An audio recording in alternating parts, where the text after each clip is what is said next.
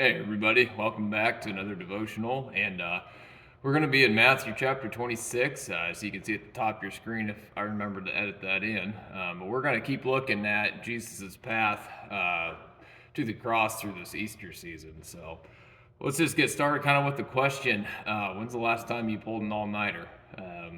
I think when I was younger, I did it just because it seemed like a cool thing to do. I wanted to, it was just a mystery about it. What was it like? Could pull it all night. And I think the first time I did it, I came home and fell asleep on the couch, and mom vacuumed right in front of my face and said I didn't even move. So I wasn't very productive the next day. Nowadays, it kind of seems like it's when work needs done. Maybe it's planting season, big chance of rain coming in a couple days, and just trying to get those acres in before rain comes. Or if it's calving season, the weather's going to be extremely nasty. Maybe it's not a technical all-nighter. Maybe there's a couple hours of sleep tied all together through the night, but sleep doesn't come very easy. It's essentially an all-night ordeal, just going out and checking and pulling calves in and everything. So just kind of what's the motivation? What kind of motivated you to make it all through the night? And we'll kind of circle back to that. But let's get into the scripture here. So we're going to start in verse 36.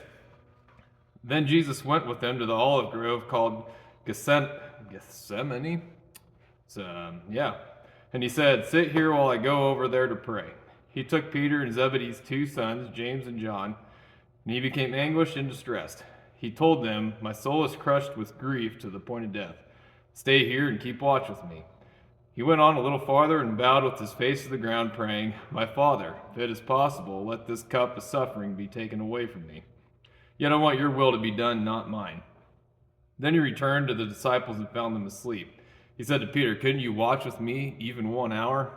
Keep watch and pray, so you will not give in to temptation. For the spirit is willing, but the body is weak." Then Jesus left them a second time and prayed, "My Father, if this cup cannot be taken away unless I drink it, your will be done." When he returned to them again, he found them sleeping, for they couldn't keep their eyes open. So he went to pray a third time, saying the same things again. Then he came to the disciples and said, "Go ahead and sleep. Have your rest. But look, the time has come. The Son of Man is betrayed to the hands of sinners. Up, let's be going. Look, my betrayer is here." So we could see Jesus here is showing what obedience looks like. He knows what's coming. He has I don't even know if I should say the benefit of it, because it really wasn't anything to look forward to. But he's just saying it, knowing what's coming. Is there any other way to essentially save the human race? But he's at the end, he's saying, "Hey, not my will, but God, yours be done." And so we kind of look at the disciples constantly falling asleep.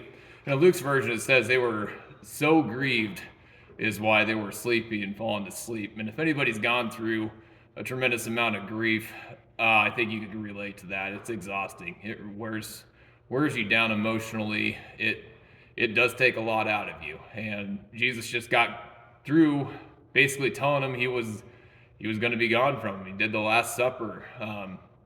Kind of shared that every time you take the Last Supper, in remembrance of him, he wasn't going to be with him anymore. He's told him this several times, but I think maybe it's just starting to sink in that this is really going to be happening soon, and they were grieved. And I could see that being a reason it would be hard to stay awake. But going back to when you pulled an all-nighter, what was your motivation? I saw something our pastor shared that basically, you remember when he called the first disciples, they were out fishing. It was Peter and Andrew, I believe. They said, "Throw your net over the side." And they said, "Master, we have been fishing all night and have caught nothing." So they had no problem staying up all night fishing, but they couldn't stay awake a few hours for Jesus. It's all about what your motivation is. So if it's important to you, you can find a way to fight off that sleepiness. But for some reason, maybe they just weren't realizing the moment in front of them, right? They had no problem staying up and fishing, but it was just too hard to stay awake when Jesus was praying, pouring out his heart. So, and at the end, you can kind of say, he's saying, "Go ahead and sleep. Have your rest." There's going to be a time where time is up, essentially. So Jesus is basically saying, "Hey, now's the time I'm going to be gone. You missed it. Go ahead and have your rest now. And that kind of applies to us in life. There's going to be a point where Jesus has been calling us over and over, and we just want to do what we want to do. But there's going to be kind of a point where he's just going to say, hey, time is up. You know, you've had your chance to spend time with me, and you rejected it. And that's gonna we don't know when our last day is gonna be, right? We don't know what day that is.